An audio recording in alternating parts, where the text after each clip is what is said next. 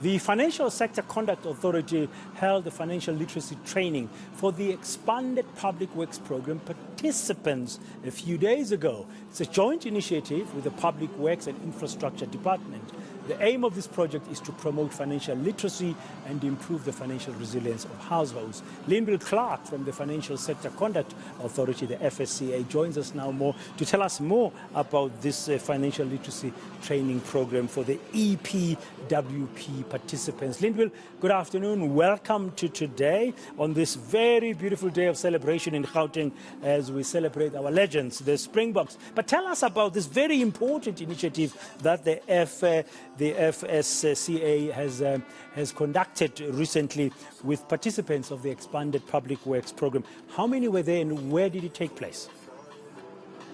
Thanks, Dan, and good afternoon, and great to be part of this awesome day. Seeing the scenes from Vilakazi, it's quite encouraging.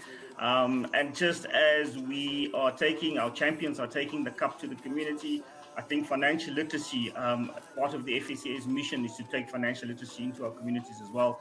And the partnership that we have with the Department of Public Works and Infrastructure through the EPWP program actually lends to that. And we started back in 2016, where we actually introduced workshops to various participants in various sectors at the EPWP.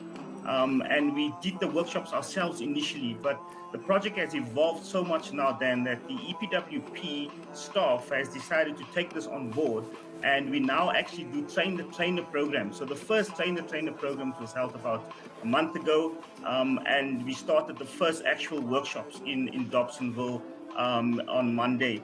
And I think this is part of a great intergovernmental agency kind of working together to take financial literacy to people, because we cannot have, because as you know, the EPWP program is a skills development and also an opportunity for employment campaign that the EPWP and the DPWPI and Department of Public Works and Infrastructure is doing. So you cannot have you can't have an employment campaign without showing people what to do when you start earning money. Yes, and especially in these difficult times, because people can be tempted to do so many things with the little money they get that they might even end up making some wrong decisions or not understanding what would work best for them. Exactly. And that is why we joined forces with EPWP and we said, why don't we look at when people are getting these stipends, they've got 3 months, 6 months, 1 year contracts in various sectors. What do they then do with the money, or what do they do in the periods that they don't earn money? And I think that kind of skill about saving for emergencies, that kind of skills is what we're trying to impart with this project and with this program. Lyndwill, you'll tell us shortly about why it happened, but let me just come in there and just tell our viewers on the right hand of the screen, because it is that kind of a day. We're seeing the Springboks have arrived at FNB Stadium. From what I can see, the bus has stopped, there's parked, there's a crowd in there.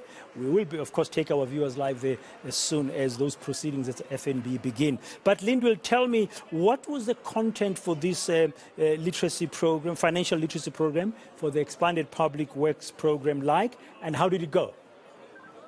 Yeah, it went great. So mostly the content is about savings. Like I said, so it's stipend workers. They get contracts on a 3 month, 6 months, or year basis, and we're actually trying to show them how to save.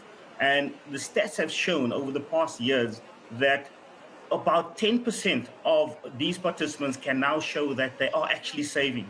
Only 15% are now showing that they still have to borrow money from friends and family, which means that almost about 78% are saying to us now, but we can actually make do with the skills that you've given us, with the information you've given us. We can come out at the end of the month with our money while also saving a little bit, which is actually great, because it shows that people are thinking differently about their money and not just spending their money on things that they want, but rather on those things that they actually need and is there for them to actually use for their children, for their families, etc. Are you planning more similar type programs? Definitely. So initially when we spoke the first time, I spoke about our speech competition for our grade 11 learners. This one is now for the communities, right? And our partnership with the Department of Public Works and Infrastructure is over 3 years. We've signed an memorandum of understanding, and we're hoping to reach about 30,000 participants in all the sectors across EPWP.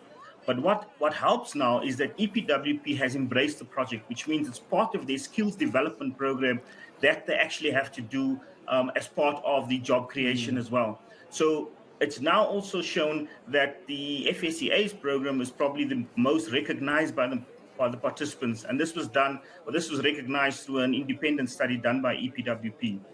Okay. Yeah, so a lot more of these are coming up, and if you are a participant with EPWP, please check with your sector when the workshops will be happening, and we'll be glad to support all the way.